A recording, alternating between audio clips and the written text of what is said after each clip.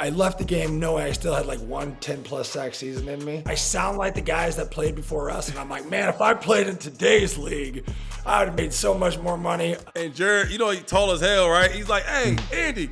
He said, hey, was that really you kicking that football? Damn, you was big. Yeah, okay. 4-0 when I touch down. Got a whole series on lockdown. If they looking for me, tell them pipe down. We up to the test. You want hang with the best. We had you red tape. Let's go. Man, I love football season. The weeks have been flying by lately. With so much football to watch every weekend, you can make each weekend even more exciting by getting into the action with our partners at DraftKings, the #1 place to bet on touchdowns. And right now, all new customers who bet $5 will instantly get $200 in bonus bets. Download the DraftKings Sportsbook app and sign up using my promo code 2510. Crown is yours. That's $200 in bonus bets instantly. Stay in on the action and use $200 in bonus bets. Bet anytime on touchdowns on DraftKings. DraftKings is the place to bet on touchdowns. Download the DraftKings Sportsbook app now. New customers use promo code 2510 and bet just $5 on any wager and get $200 in bonus bets instantly. That's promo code 2510 only at DraftKings Sportsbook. Download the DraftKings Sportsbook app today. The crown is yours.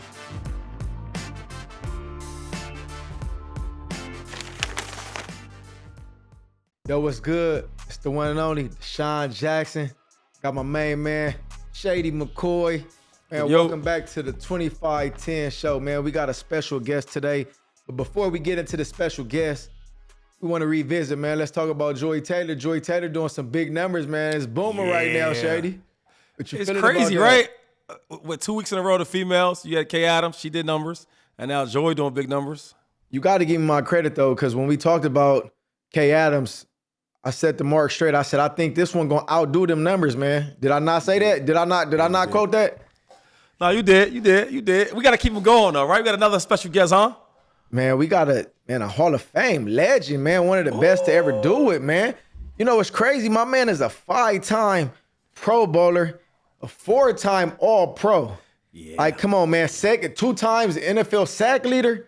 I mean, Jared, man, we both played against you, Jared. We didn't like playing, but the week we played against Jared Allen, we did not like going versus you because obviously, you know, me and my boy, we scored touchdowns and you stop us from scoring touchdowns, man. And one thing, if the quarterback can't get that ball off, it's bad for us, man. Hey, man, appreciate you joining us, man. You're a legend, man. How you been, man? My pleasure. Thanks for having me on. I've been good, man. Just, living life, chasing kids, full on, girl dad mode, sports, plays, you name it. That's, basically glorified Uber driver. Uber drivers get paid. I'm just a chauffeur. I don't even get a tip. I get nothing. I don't whatever that is. That's what I am. Hey, that's crazy. That's amazing, man. You sure you ain't? I think you can still probably get out on the field and go probably sack some of them quarterbacks, man. I was joking people. I'm like, I left the game knowing I still had like 10+ sack season in me. But now, like, as I working out, see ya. People always like, oh, you look so thin. I'm like, yeah, because muscle weighs more than fat. So I just got rid of the muscle and I lost a bunch of weight, I don't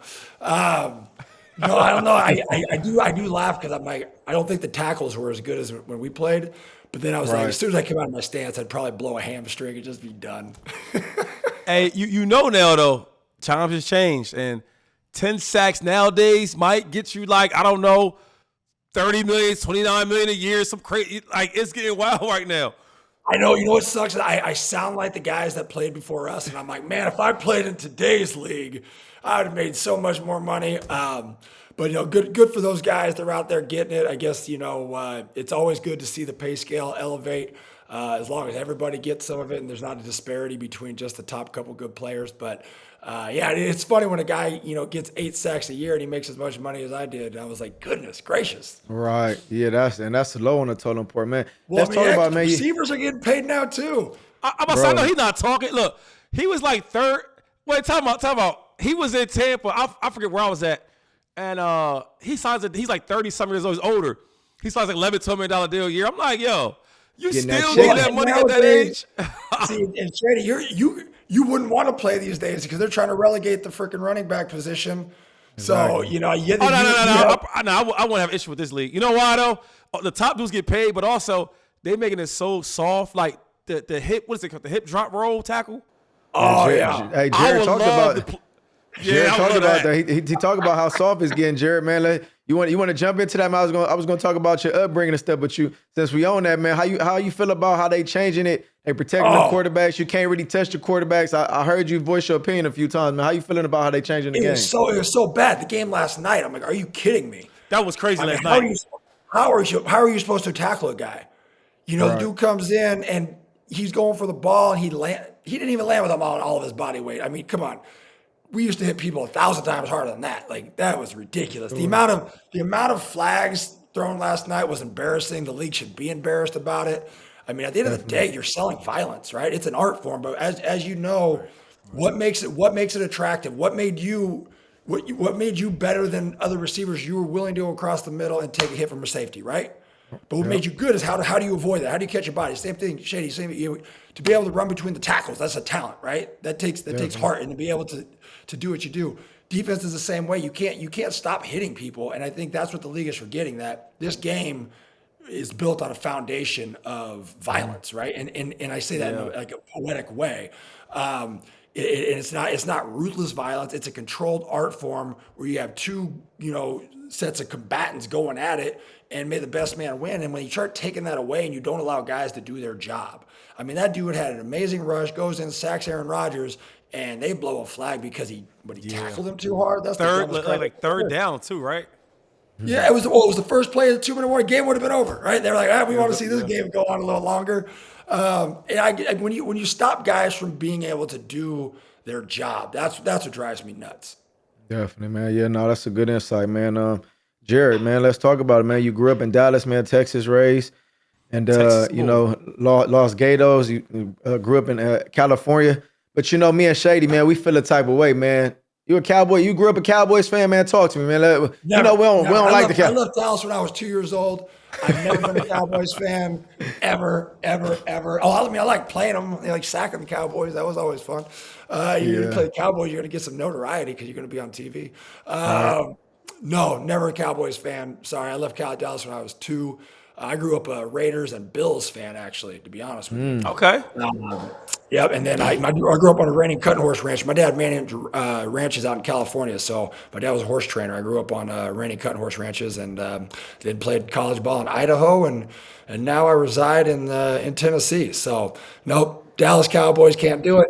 I like McCarthy. I'm a McCarthy fan, but the Cowboys, man, it is a disaster watching that team. Hey, Jared, do you have any horses right now? Do you have any horses or no? I do, yeah. I got a place about an hour north. My old man's up there, takes care of our horses for us. And I was actually up just the other day roping. You ain't see how he pulled up to the Hall of Fame? You ain't see how he pulled up? Oh yeah, no, I did see that. But I know he was on the horse. I know, but I know if he owned them. Like I know he actually owned them. We played. Yeah, we got 4 up at our place.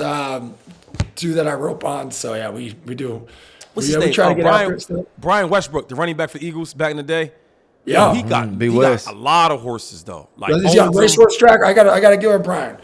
See, I'm starting to. A lot of them. You got to deal with him. Said I played against Westbrook and you. Like I played. Hey, wait. You know what's crazy though? When you play against certain defenders, right? There's a sense of like not intimidation, but like you're not scared, but like you're aware of who you're going against, right? And I always say there's certain DNs though, right, that was good as but they wasn't like they didn't come off like all extra mean and try to be. They was as good as you was one of them. Von Miller was one of them. Like we gonna kill you with our talent and our skill, not with all that. I'm trying to be pissed off and stepping on like Dominic Sue, right? Yeah, great player, but he came off trying to intimidate you. You know what I'm saying? Right? But yeah, dudes like you would sack you and do that little roll around. Yeah, calf roping. When you calf rope, right? You flank your calf. You got to tie 3 legs together, and then you throw your hands up. That's when they stop the clock. So Neil Smith was the one that told me. Neil Smith got put into the Ring of Honor in Kansas City, and so I was playing. We were playing the Chargers. And I got a couple sacks, and I did his celebration. Hit the home run. So we went to dinner afterwards. He's like, "Bro, you got to find something that is yours. I appreciate you doing my thing." He's like, "What did you do?" I talked to my buddies back home, and they were like, "Man, stop the clock on calf, rope them up." So we started doing it. People loved it, so we stuck with it. But so that's where that came from. Yep, I used to calf rope when I was younger. So That's where that came from, and I know a lot of people thought it was like Jack in the Box, all that stuff, but no. But going back to your original comment. I mean, that's kind of my philosophy. I love talking trash. Don't get me wrong. Listen, I'll talk it with the best of them, but I'm going to talk it while I'm open, and then and laugh at you. While you're all pissed off, I'm going to laugh at you. If I got to stomp on your head, I'm not winning. You know what I mean? Like that's. And I get it. Sue was a beast at times, but all the extras, it just relegates what you're actually good at. You know what I mean? Because now people talk about the antics versus talk about the skill levels you have. So, that's why I always like to have fun. And there was no greater feeling than a sad-faced offensive lineman, having to pick his quarterback up off the ground. And then when the offensive players start yelling at other offensive players, as defenders, we're happy, we're loving it. Hey, Jared, man, I want to ask you a question, man. And don't take no offense to this, man, but in 2510, man, we don't have no filter, man. We straightforward. Keep it real. And, yeah, you know what I'm saying, man. In high school, man, you was caught selling stolen yearbooks, man. Let's talk to. We all done some dumb stuff in our lives, I got some things, I wouldn't say I regret, but if I was the younger D-Jack, I would have done it a little different, man. Talk to us about how you got caught stealing them stolen yearbooks, man. Well, yeah, so it was a prank gone wrong, man. We got so actually, it cost me 13 full-ride scholarships. Washington. You had a full ride to Washington. Yeah, you had to go to Idaho State. I mean, I'm like a Tim McGraw song. I was a real bad boy, but I turned out to be a good man. I got a rap sheet about this long. So we thought it was funny. So my junior year, we knew everybody on the yearbook committee, right? And so you don't need to buy yearbooks and that. So it was like, the whole football team don't buy yearbooks. And then the seniors were like, hey, we're going to steal all the yearbooks so no one gets them, right? Right. It was like this football prank. We were juniors. So we all stole all the yearbooks. And so I left my buddy. Now, the principal, they already didn't like us anyway. So my buddy was driving my car and he was hanging out my car trying to sell yearbooks. And so they called me into the office and, they tried to arrest me for 7 counts of grand theft because like $3,500 worth of yearbooks got stolen. Damn. Right, and I walked in, and the cops were already there, and they're like trying to cuff me up, and I was just like, I got 2 yearbooks. There's nothing you're not gonna put this in me. But they kicked me out of school because you don't never snitch. They wanted me to snitch on who was involved, and never snitch. Never snitch. Snitches. Snitches get So they moved me from school, and I was on an interdistrict transfer, so I went to live with my mom. That's how I ended up going to Los Gatos my senior year. And so they said as long as I left, they would tell everybody I left for overcrowding. Right. And but then it came out like when the schools wanted to find out why I left, they told them what happened, and so I ended up losing my full ride to UW. I had like 13 full ride offers, and ended up at Idaho State. But you know what? Lessons learned. So yeah, that one was. I got some things I could do different in my life. That one I thought was actually funny at the time, but it turned out that the school didn't think it was that funny, and then. My unwillingness to rat people out got me kicked out. So it cost me in the long run. But that's a good and bad thing, though, huh, Jack? Like, I mean, that's what I was gonna say. What's crazy is because I feel like back then, obviously having UW and going to play Pac-10, and obviously going to a school like a Idaho State. It's crazy because now we rewind time and now we're in this NIL or this portal. Just imagine if that did happen. And he went to Idaho State, and then after a year, because I'm sure you did your thing after a year, then you get into the portal, go get some money. Nowadays, things just changing. I'm sure if you was in this area, you would have for sure probably got some good NIL money. I tried to transfer to SC, right? So our offensive coordinator, after my sophomore year, I was like preseason All-American going into my sophomore year or something like that. Right. And so after my sophomore year, our offensive coordinator left and became the O-line coach at SC. So they called and offered me a scholarship. But back then you had to get your release, remember? So your coach, your university had to release you. Otherwise you couldn't accept money from anywhere else. Right. And I couldn't afford to pay like $18,000 a year to go to SC, right? And so I went in and tried to talk to my coach and asked to transfer to, because I had a redshirt. So I had a redshirt year. And then if you transfer up, you had a redshirt, right? Right. So I had my redshirt year still. So I was going to transfer my sophomore year to SC, but my coach wouldn't give me my release, so I had to stay at Idaho State. Dang. So the only way you could go there is you could still go, but you couldn't accept money for a year, and I was poor, so I couldn't do that. I always appreciate the way you played the game, man. Like, I want to ask you, I don't know if it's a family member, maybe a coach, but where does that fun passion come from? Like, you play the game at a high level, but you like enjoy doing it. Where's that come from? You only see that a From lot. my dad, man. Honestly, my old man, and he loved the game, but just I think my passion for life I don't know, it just comes from my personality. Just life's too short to have a bad day, right? And I got to do something fun. I got to play a game for a living. I think I understood that from my two heroes are my dad and my grandpa. My grandfather was in the United States Marine Corps for 23 years. Oh, okay. Fought in several conflicts, Nam, Korea, all sorts of things. And, he was hardcore, right? And so, I always understood, like, that was a real job. You know what I mean? Right. No, for I'm sure. playing a game for a living. And then my dad just had that. My dad was he's a cowboy, right? And so we grew up on a ranch, and it's just that relentless work ethic, right? There's never an excuse. Go out, get the job done, put a smile on your face. And like I said, my dad trained horses. That's what he loved to do. So I saw him go to work every day, with a smile on his face, and he worked his tail off day in and day out, no matter what our circumstances in life, whether we had a ton or we went bankrupt at one point, like whatever we had. He just went to work. And so that's kind of how I took that mentality. And I've just never been that person. I've just never been satisfied. Always had a chip on my shoulder, was pissed off that I went in the 4th round, was pissed off that I played 1AA football. Was pissed off I didn't, never fully got the recognition. I look at people's careers that I mirrored, right? They got like 8 or 9 Pro Bowls. I got 5, So I just always focused on what I needed to accomplish to get the next level. I always had a chip on my shoulder. So I was just constantly going out there to prove everybody wrong that said, oh, he's just a try-hard hustle guy, or he's just a long snapper that, came into the league. And so, and then I kept a list on my locker of all the greats, and I was just trying to chase greatness and cross them off as I would pass them up. And then I just kind of, because I came from such a blue collar and like so many guys in the league, right? A lot of guys in the league come from nothing. I just appreciated the fact that there was, adults that worked their tail off that would come sit in stands and pay astronomical amounts of money to watch me play a game for a living. And so, when people came in, I remember I got a letter one time from a guy in Kansas City. Dude made like $400 a week, right? Mm-hmm. And he spent $350 a week on the season tickets. And it always stuck with me because I was like, well, A, he probably should just watch the game at home. Yeah, that's bad business. Yeah, that's not good bookkeeping.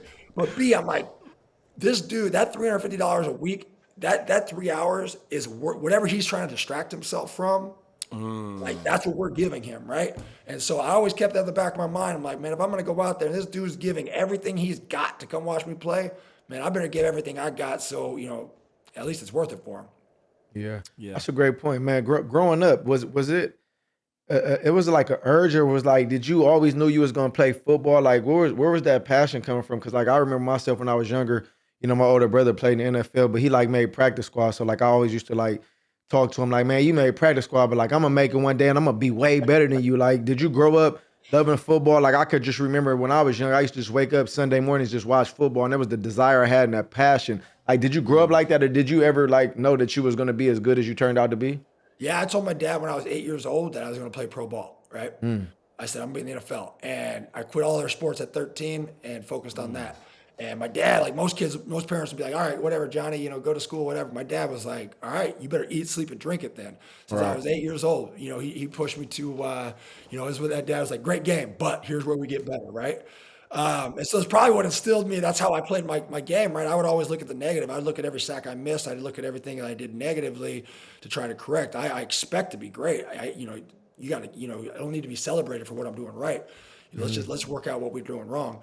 But yeah, that was it for me. My dad sniffed the NFL. He got a tryout with the Vikings and stuff like that. So it's funny how I used to think he was like the greatest football player ever until I got to the NFL. And then I'm like, oh, Pops, you were just a camp body. Like, you were a scrub. Exactly. Yo, Pops, you held the water bottle, though. You were jacked, man. A lot of similarities. So, but no, at a young age, man, that's all I ever wanted to do. It's all I knew I was going to do. And, when I got into the league, I was never satisfied with just being there. I tell people a lot of times that was probably the scariest moment of my life when I got drafted, right? Because I had accomplished every childhood dream I had set out to. So I had to refocus my goals. Right now, what do I want to be? Do I want to be a guy that just makes it, or do I want to be great? And I wanted to be great, and I went into Kansas City with that mindset. I tried to play my whole career that way, and I think it worked out all right. Hey, you said that you had other sports that you kind of you don't even play no more. You focus all on football. was them other sports like curling? Was that? Oh yeah, no, I didn't even Yo, yeah, I should have. I love what's baseball. up with that though? Yeah, I took a bet from a buddy to try to make the Olympics, and I chose curling. And so I take that same mentality. I'm all in. I haven't welched on a bet yet. So although USA curling changed some rules, so it's like I'm not playing this year because there's really no need to play because they're taking the top 3 points teams to the trials, and you have a one tournament play in for that 4th team. So next year we'll put a team together and go try to make the Olympic trials and see what happens. But that was it. I took a bet, and so I've been all in for like the last 5 years, traveling the world curling. And heck, I can honestly say I beat John Schuster's team at nationals one year. Right. But he had the gold medal, so we've had a good time doing it. I've got to play in some nationals, got to play around the world curling, meet some great people. The curling community is fantastic, but that's how I got into it. Wow. And so I just went down the rabbit hole. That's funny though, man. I'm just thinking about like 1 million players have watched this episode, right? And I know 75% of them don't know what curling is, though. So can you tell our viewers and all our pure football players it's like what the hell that really is? Curling is that sport in the Olympics where you got, people throwing the big old rocks down the ice. You got 2 people on the broom, one guy in the house. So how it works is everybody throws 2 rocks, and you rotate sweeping, right? The guy standing by the bullseye calling the game, he didn't sweep. He throws the last 2 rocks. So that's basically curling, right? And then so you have what they call the house, which is the bullseye, and the rocks closest to the center get the points. And so it's a lot like shuffleboard in that aspect, a lot like chess because you're trying to you're trying to keep certain aspects of the ice open, and then they call it curling because you throw it with a rotation, and depending on the rotation, the rocks actually curl into those certain locations and stuff like that. So yeah, it's kind of tricky, man. You're on ice. You got to try to run on ice, sweep on ice, slide on ice. You're trying to, you have times. You're trying to calculate ice speed and stuff like that. But at the end of the day, think about like shuffleboard, but on ice, and get your rock closest to the center. You get points. Man, that's crazy. Hey, I don't think too many people knew about that, man, because I honestly didn't really know what curling was. I'm thinking you like talking about I had to real. look it up, Jack. I had to look it up. I'm thinking you talking about like real curling. I'm like, man, this dude out here bodybuilding. He losing weight. He getting bigger now. It's definitely a Minnesota, Wisconsin, Canadian sport for sure. Right, definitely. Hey, Jared, this is my question, man. I don't know how many people really know this, man, and tell me if is this accurate. NFL scouts had you rated higher as a long snapper than a defensive end coming out of college? They did, yeah. I was probably the best long snapper in the NFL that never long snapped. Wow. I was a really good long snapper. You might have made more money, dog. Hold up. More money. Oh, I thought you was about to say as a long snapper. I said they ain't getting no money. You can play D, get the sack. You know what I mean? Come on back. No, I had to snap in the league a couple times. I had to jump in there, but quickly, I think they quickly realized that. I think eventually they wanted me to do both, but I had Kendall Gammon. He'd been in the league like 100 years when I was in Kansas City. He was a good long snapper, and I got to just focus on rushing the passer. I think what really screwed me, we had a punter. I won't mention names, but we had a couple punters. One punter, and he was annoying as all hell. And this dude wanted to practice like nonstop. I could care less about snapping. I've been snapping since I was 8. I could snap anytime, anywhere. It wasn't the issue. Every second down, like, dude would come grab me, like, snap. And I'm trying to play DN, right? I'm trying to get to the quarterback my rookie year. And so coach tells, preseason for me, I was like, all right, you're going to snap this game. I'm like, all right, cool. And dude was bugging me. So I just kept putting the ball on his shins, like, on purpose, right? Just love snap, just on purpose. And so my agent after the game, so then we come back, my agent after the game was like, what's going on? You didn't snap very well today. I was like, dude was bugging me. I was like, I don't want to snap. So I just put him on his shins. Maybe they won't have me snap anymore, right? So for Bill, the next day he comes back. He's like, hey, I need you to snap the next game too. We're giving Kendall a break. And it was a different punter kicking that game. Dude, I was putting him on his hip perfectly. So they came to me like, what happened from game to game? I was like, I just didn't like the other punter. Sorry, coach. I didn't like the other punter. Hey, so it be like that though. I think I had man, for real. Because I didn't like special teams, right? So I remember Brian Westbrook was the starter. I was the backup. But I was a rookie. He was hurt, so I was starting, right? Until he got back. But they had me on like punt return or kickoff. Not kickoff. Kickoff and I think punt. I've never played none of that my whole life. So I was just fucking up on purpose. Right? Damn. What's it called? What's it called? The protector? What's it called? Personal protector. Yeah, the personal Yeah, protector. damn, you know what it's called. Yo, Yeah. I'm messing everything up. Reid said, yo, take him off. I'm thinking Get his like, ass up out of there. He doing that shit on purpose. See, one thing, Shady, look, we ain't never have to go play special teams, Jared. I don't know if you had to play special teams when you first got to the league. Yeah. I had to do that shit. I was the L5. You was the L5? On kickoff. I was the L5 on kickoff, and I was the wedge back when men were men, and we had a wedge in football. When men were men, yeah, you heard that? All that shit they doing now, where you got to wait till they catch the ball and all that other crazy shit. I'll throw myself under the bus on this one, too, and I brought it up a couple times because, special teams kickoff returns, the hot topic these days with how they changed it.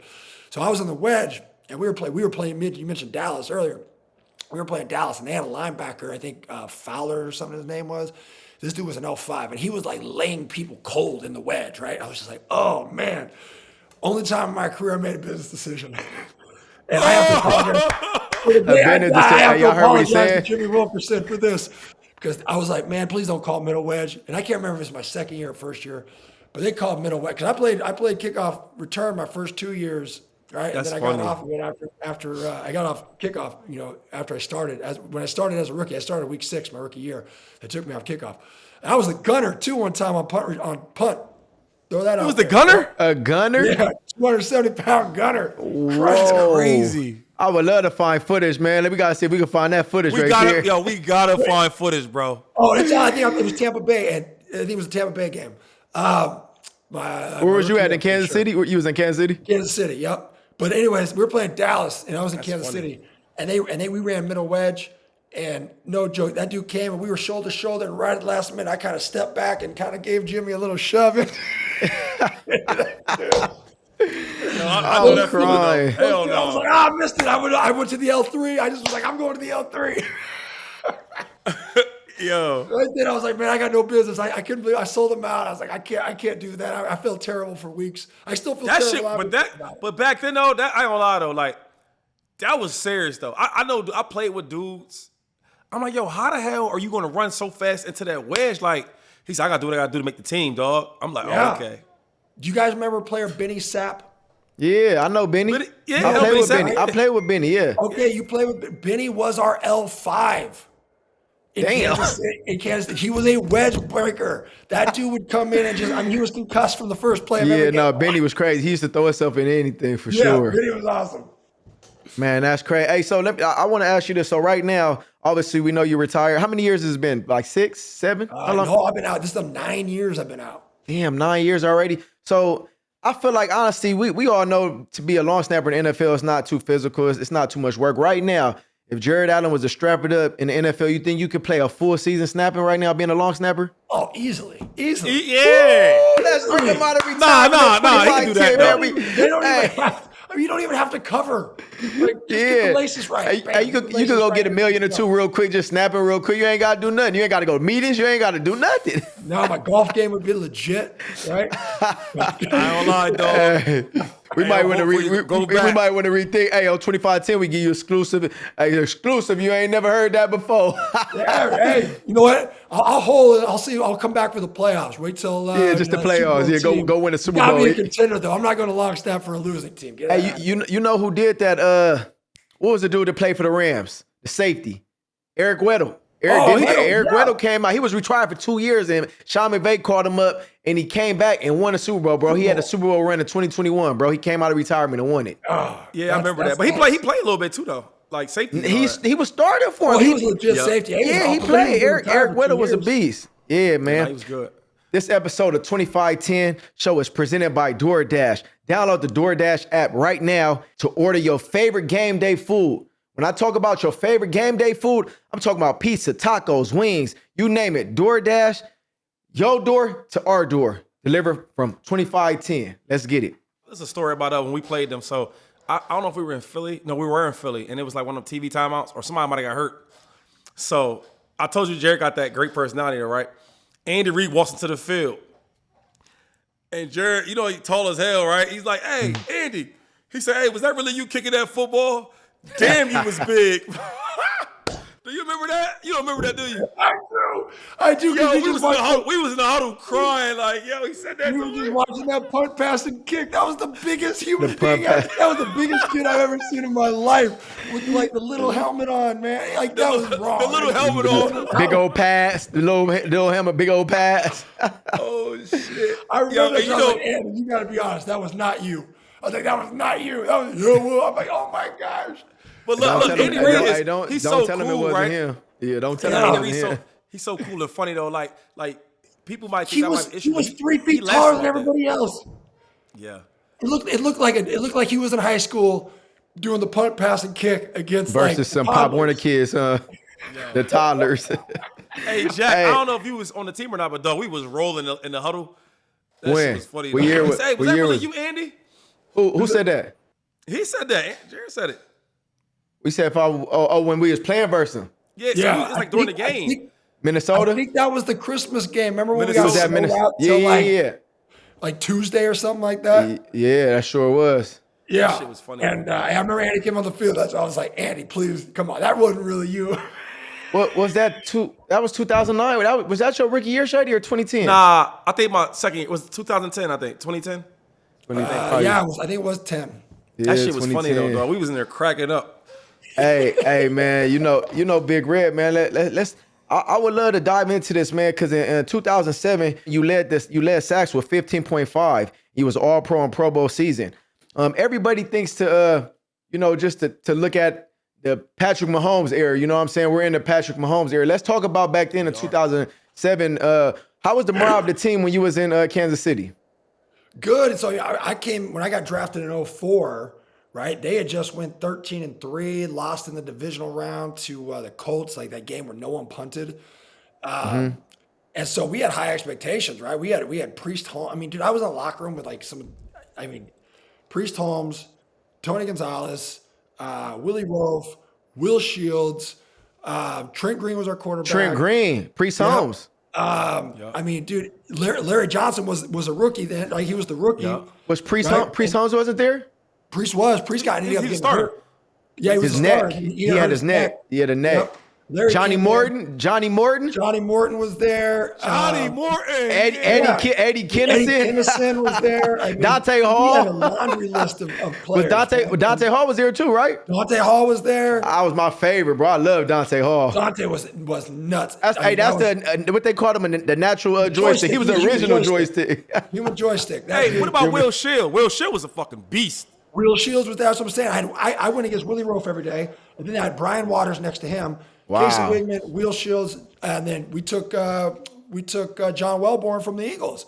We came in together, and dude, that's what we went against every day. I'm telling you, we had the Hughes, and then like 2 years later, I mean, I had Ty Law there, Patrick, yeah. We had a laundry list of players. I think in that locker Derek room, Johnson. Derek Johnson was there. Derek Johnson was there. I think we.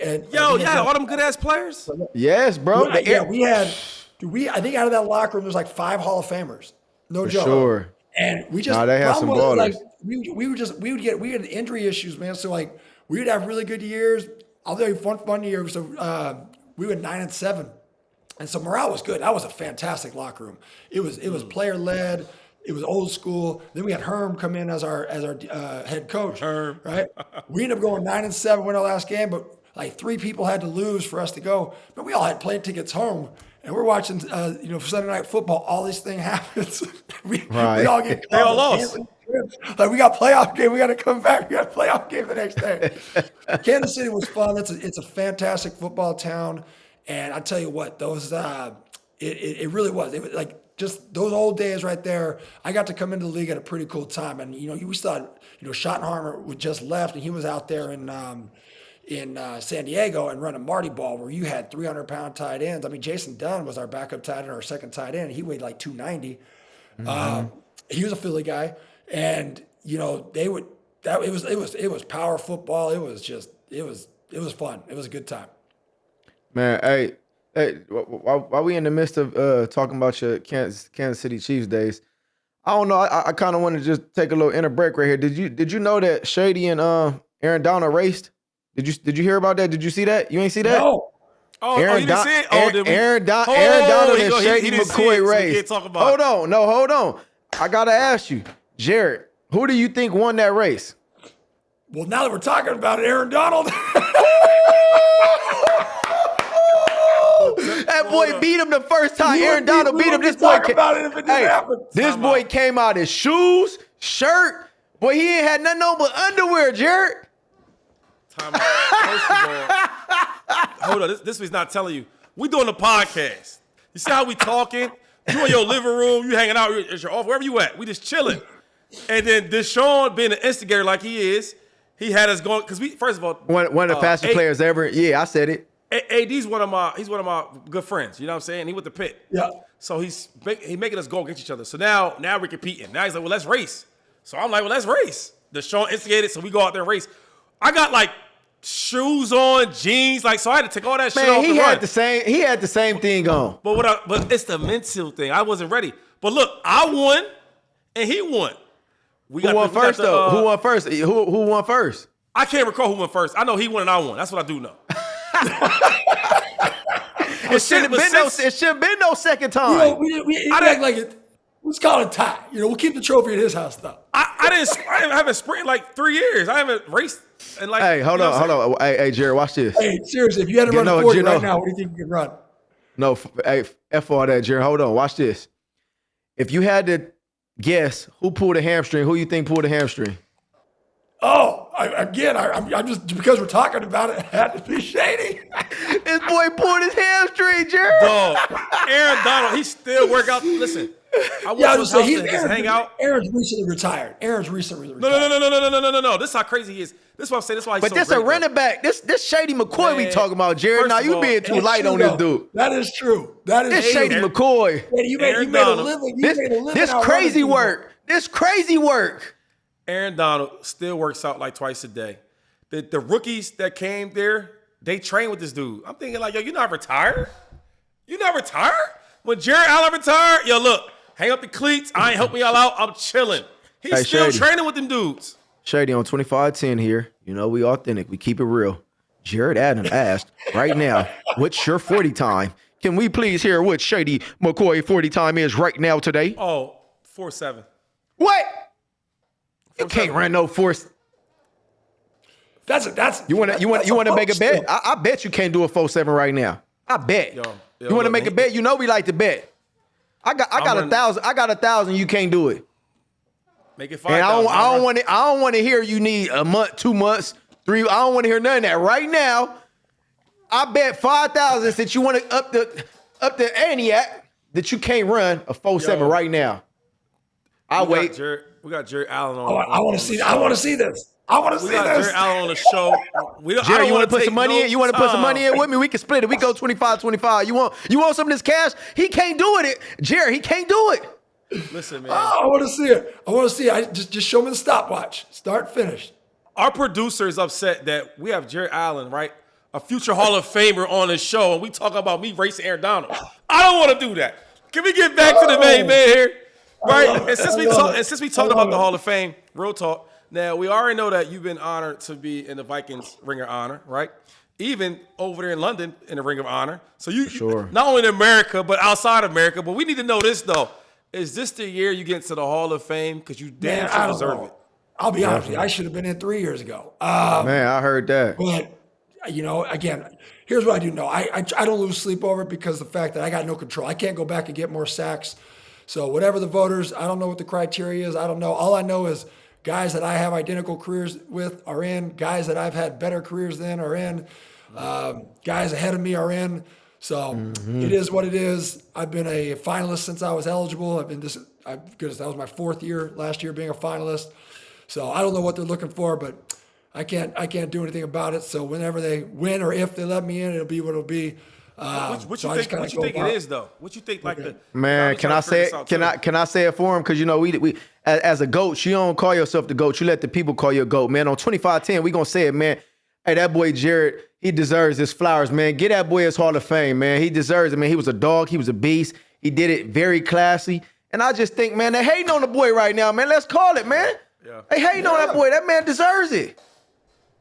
You can go ahead and speak your talk. I don't know what the answer is. To be honest, I don't know what the answer is. So I just, I get pissed off for a day, and then I go back and remind myself that it's like Happy Gilmore, gold jacket, green jacket. Who gives a crap?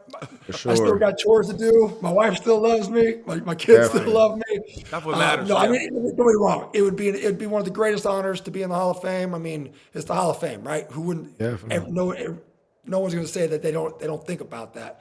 But it was never my goal when I was playing. Like I wasn't trying to become a Hall of Famer.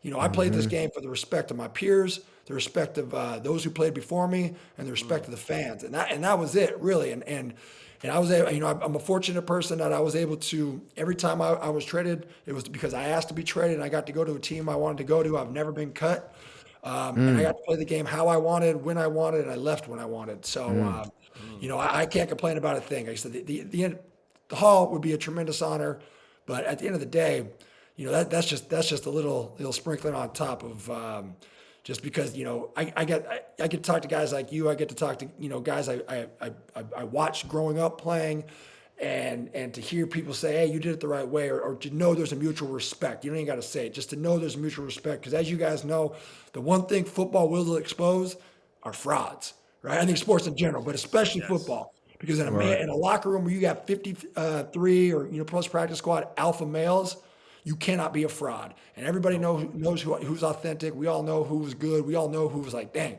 this dude's a dog. And so, you know, that to me at the end of the day is what I take home, and that's what I rest my hat on. I want to ask just though, is there anything that you kind of like that you miss from the game? No, to be honest, I mean, I tell people all the time. Sundays, you can't replace Sundays. Sundays are the greatest, right? Sure. I mean, that's something special. We are a 1% of 1% that got to experience that. Right. But no, because football, I always knew football was a means to an end for me, right? I always knew football, you know, even if I played 12 years, but even if I played 15 years, call it 20 years, it's such a small part of my life, right? So it's like, you know, what do you stand on? You know, obviously I find my identity first in my faith and then my family. And, you know, it was a great chapter.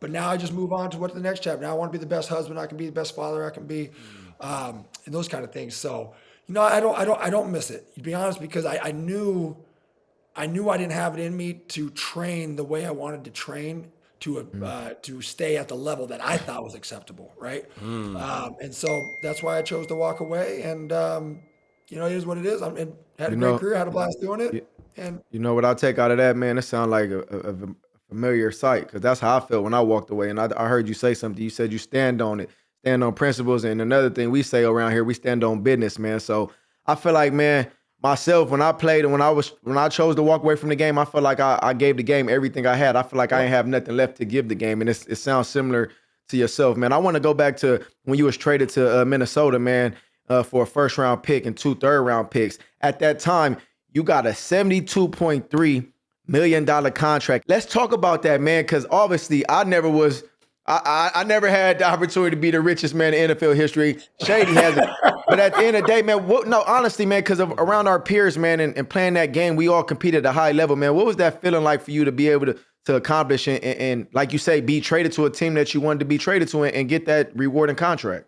Yeah, that was a tough time, right? Because I was coming off, you know, Kansas City, where we had some horrible negotiations. Like, you know, we had promises, and I never planned on leaving Kansas City. And so then to get to Minnesota and them to give me be the highest paid defensive player in NFL history was that honor that, you know, I didn't take lightly. Like my draft day, you know, I had to reassess again, right? It's like, all right, we all know guys that got paid and then shut it down, right? And I never sure, wanted to 100%. it's like, oh, he wasn't worth it, right? And so, you know, for me, it made me want to work even harder. I never wanted to be, you know, considered someone that didn't earn every dime of that.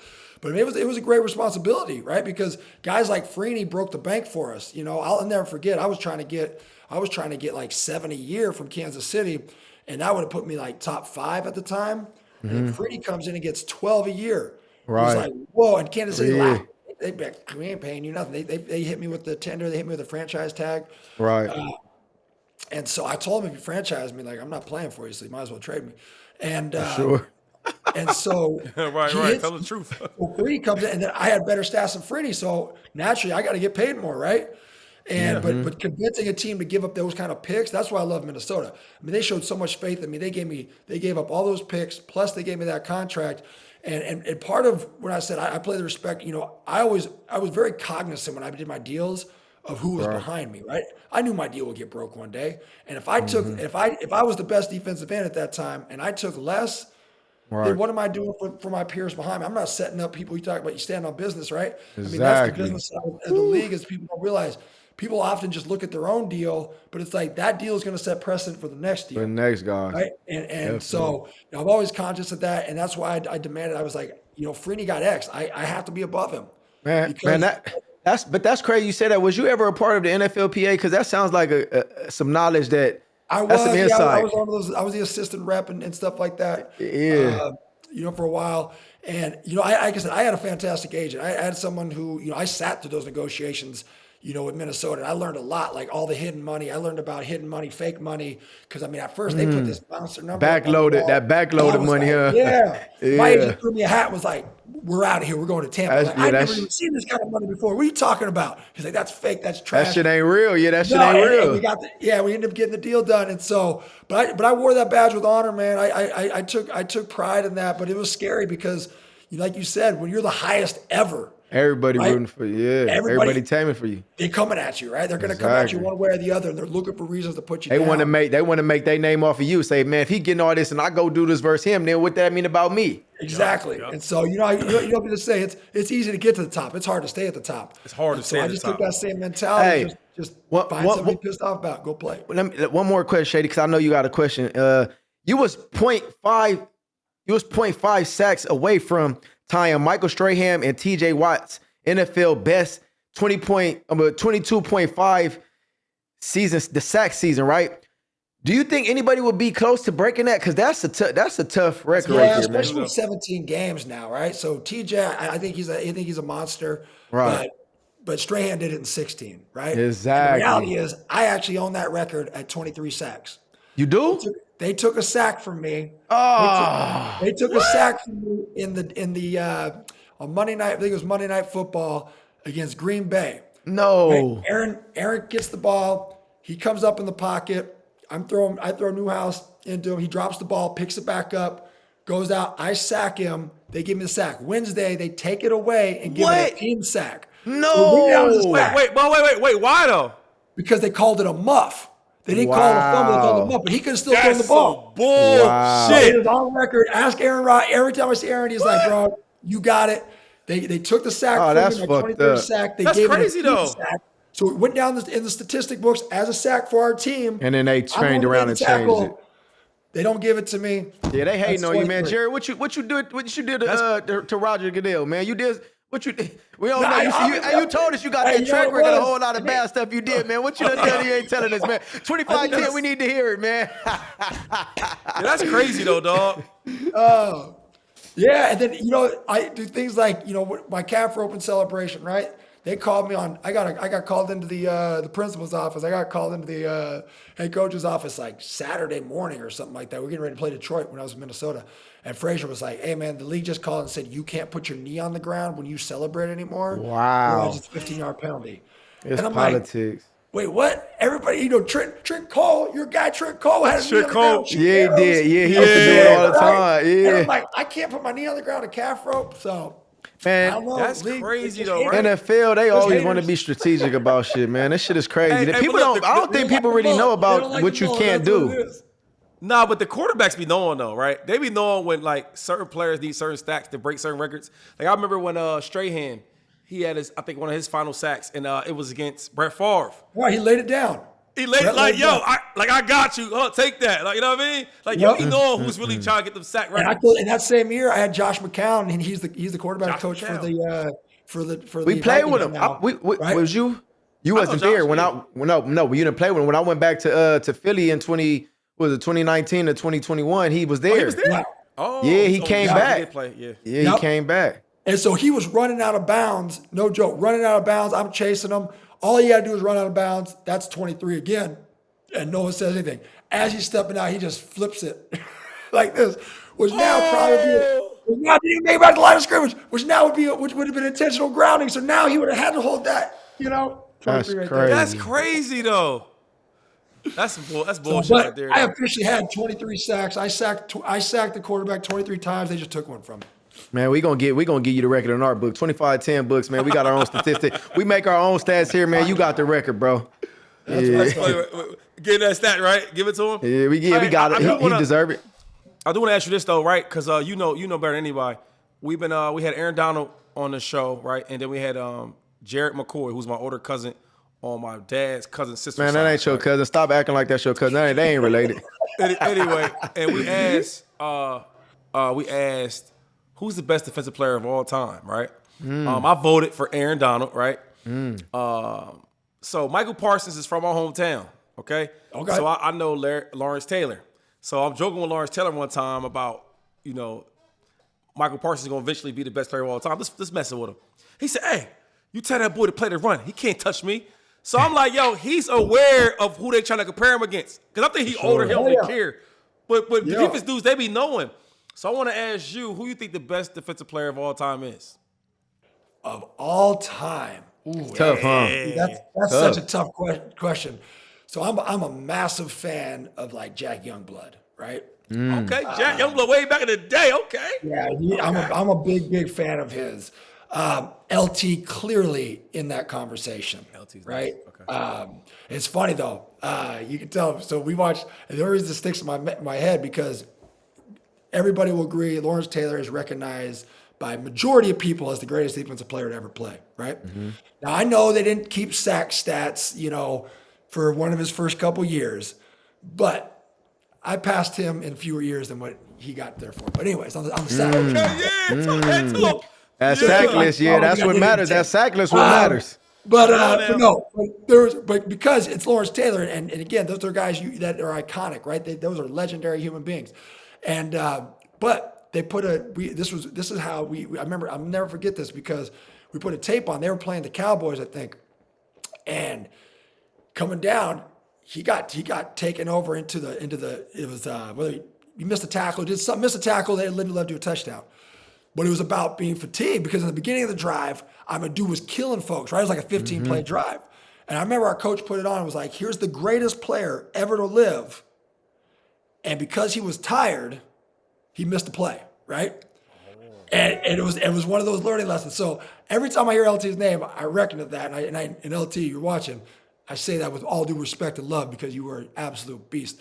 But greatest player of all time, man, again, it's such a hard concept to wrap my head around. The greatest player.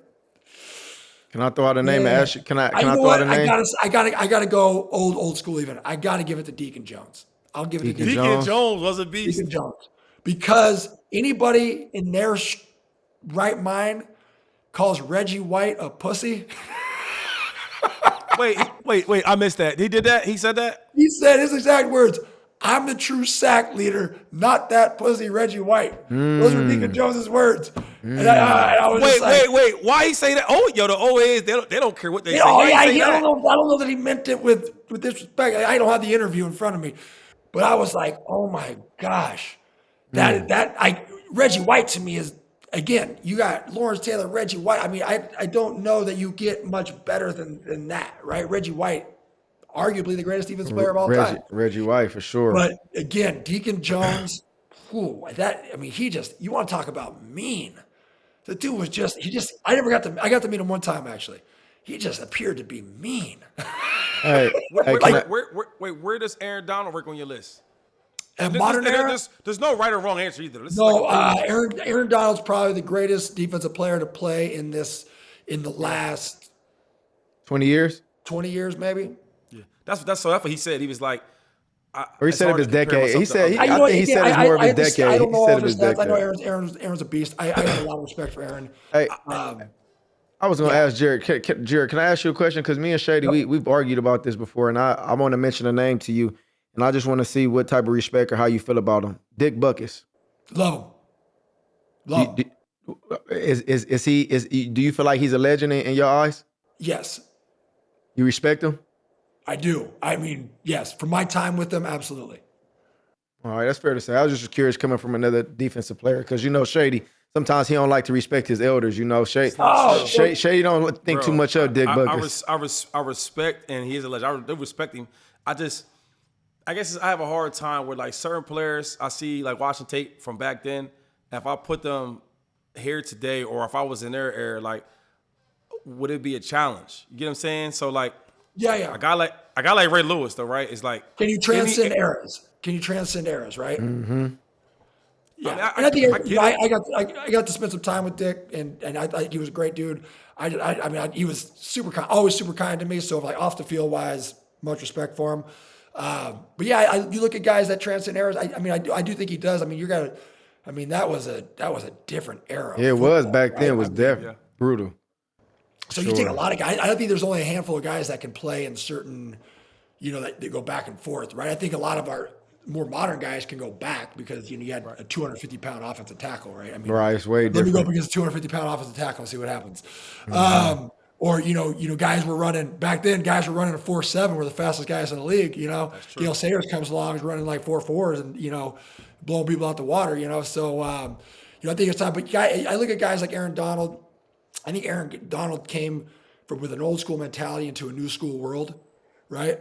I look at guys like, the iconic quarterbacks. You look at like Brett Favre. Like what Brett doesn't get credit for his mobility, what he was doing with his feet. Brett was nice. Right, mm-hmm. Throwing from the pocket was there. You can go back and look at Randall Cunningham, Warren Moon, right? Like these dudes that you put those dudes in this era, you would be like, oh my gosh, they're the dual threat, right? But back then, the dual threat really wasn't that big of a thing. So I don't think they got enough credit for what they were doing outside the pocket. Warren Moon, he's a tremendous pocket quarterback. Sure. So I look at guys like that. When I calculate some of the greatest players ever to play the game, I'm like you. I do try to kind of see who could transcend. That's all. Because like a guy like one of my favorite running backs, I'll be naming my guys, and I'll say Gale Sayers. They like Gale Sayers. I'm like, yo, he's a guy that dominated back then. He would dominate in this era too. Yeah, and it's hard to see guys from back then to come in this era. You know what I'm saying? And dominate. That's why because like Aaron Donald, bro. If we really look at the stuff he's doing, like first of all, he's one of my good friends, so I know him. He really weighs in like 250, 260 at the most at a 3 technique, right? He's 10 seasons, 10 Pro Bowls. I think he got like 9 All Pros, all first teams. That's crazy. 2 deepest player years, He's dressed up. And he had like 20-something sacks as a 3 tech. You know how hard that is to do? It's insane. And he's like 6 foot. Which is crazy because I actually, they look at those metrics different, right? And actually being 6'6", everybody think, I have range. I can go out and touch. I can touch the offensive line before they can get to me. But man, when you got that natural built-in leverage, especially on the interior, I've always wondered why they want interior guys to be 6'5", 6. I'm like, dude, give me a 6'2", 6'3", smaller, dude. Smaller like frame. 275, get in between that. That's why Aaron Donald said he was like, I was strong enough to push through you, but I'm small enough to get in between you as well too. And I think that's he was a monster. He was an absolute monster. You know what the best thing I liked about Aaron, like he showed up when it mattered too, right? A lot of guys have great stats, but don't show up when it matters. That's how he got that Super Bowl. That Super Bowl. Modern players that I think that, but Aaron in the Super Bowl showed up when it mattered. He found a way to win, right? I think you look at great receivers, great running backs. You find a way to get the job done when you need it the most. I think that's what I also look at players and say, okay, did they show up when it mattered for their team? And if the answer is more often yes than no, then they go up a notch in my book. But I do want to ask you this though, because not a lot of players can say they played against Brett Favre in their division and Aaron Rodgers. How was that though? And give us some similarities, and then also what was different about them two quarterbacks, other than being great. Man, very similar, right? Both tremendous in the pocket. Both have that uncanny ability to wait that last second, right? They'll hold that ball just a half step longer than most, or guys will tell you they'll get hit and they'll make a great throw, wait for someone to clear a window, right? But again, both outside the pocket, especially Aaron in his younger days, outside the pocket was a monster. So a lot of similarities. I think the difference comes in. Okay. Brett probably has a little faster internal clock than Aaron. Aaron will take more chances from a holding standpoint. Like it was easier for me to get to Aaron just because he was willing to take that shot downfield. where Brett will look to the left and throw a slant on a dime to the right. But then again, Brett will also just throw the ball where he thinks you should be. And if you're not there and it gets picked off, It's a pick. you should have been there, right? Right. That's a good point. Well, I think there's a lot of similarities, and I think a lot of great quarterbacks have those. Again, it's that or great players in general. You teeter on that line of success and failure, a lot. I mean, you see it last night with Aaron, right? Aaron throws that ball. He sees the defender over the top, wide receivers on. He throws the ball back shoulder on purpose. Receiver falls down, can't come back to the ball. It's a pick. Everybody's talking about Aaron, throw another pick to lose the game. Who you think is if you had to pick, right? And there's no wrong answer. Who you thought was better in a Green Bay Packer uniform? Number 4 or number 12? Brett, I think. I mean, their careers are probably very, very similar, but Brett again is just there's a legend and a mystique around Brett that you can't get away from. And again, I say this with all due respect to Aaron. Aaron's great, yeah. Yeah, I was never afraid to play Aaron Rodgers. I did not want to play Brett Favre. I was like, oh, jeez. That's granted, some real the insight. team was built a little different then too. Yeah. But I was like, we're gonna play Green Bay, no big deal. But when Brett was there, you're like, jeez, I got to deal with this guy.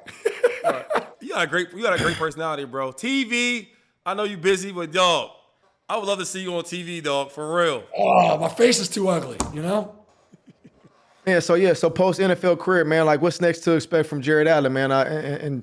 Obviously we appreciate your time, and if you can ever come back and spend some time with us, man, we'd love to have you. Cause I don't know, you know what? I take things as they come. I really do. When opportunities come, I take them. I'm still, got my foundation. I'm leaving tomorrow to go to Denver to give a house away to a wounded vet. So we build homes for wounded vets all over the country. But yeah, man, I don't know. It's kind of, like I said, my kids are in whatever they're into. That's kind of what I'm into. We coach. I kind of just, if an opportunity pops up, that's cool. I take it. I got to do some consulting with the Denver Broncos last year, so I got to dip my toe in that coaching world. That was fun for what it was. I don't want to spend that much time at the office. So yeah, I'm just kind of flexible, man. I just kind of go. Are you involved in real estate? What? You said you do something for the veterans, right? Are you involved in real estate, kind of like? No. So we build homes for wounded vets all over the country. That's what our foundation does. But yeah, I mean, I dabble in things here and there. So this way, I always make money when I sell a house. Sure. We always appreciate your time, man. Thanks for coming on. Absolutely. Thanks for having me. Great time, guys. All right, that's it for another show. 2510 myself, Shady McCoy, and DeSean Jackson. We had a great guest, Jared Allen, man. Thanks for your time so much. Make sure y'all like, subscribe, tune in, tap in. We give you that authentic at 2510.